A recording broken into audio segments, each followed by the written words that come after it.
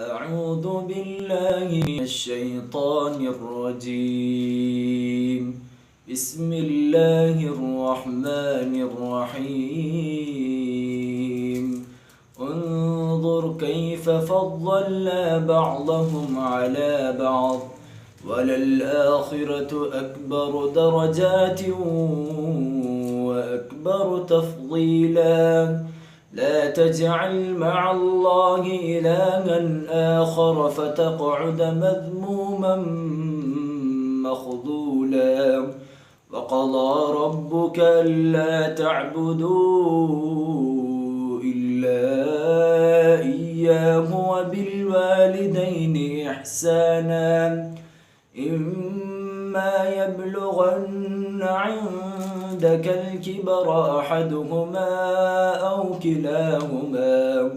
أو كلاهما فلا تقل لهما أف ولا تنهرهما وقل لهما قولا كريما.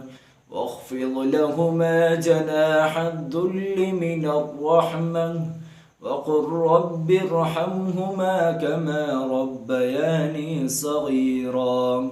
ربكم أعلم بما في نفوسكم إن تكونوا صالحين فإنه كان للأوابين غفورا. وآت ذا القربى حقه والمسكين وابن السبيل ولا تبذر تبذيرا إن المبذرين كانوا إخوان الشياطين وكان الشيطان لربه كفورا.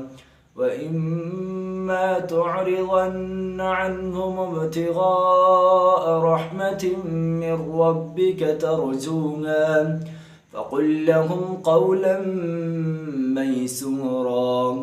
ولا تجعل يدك مغلولة إلى عنقك ولا تبسطها كل البسط فتقعد ملوما محسورا.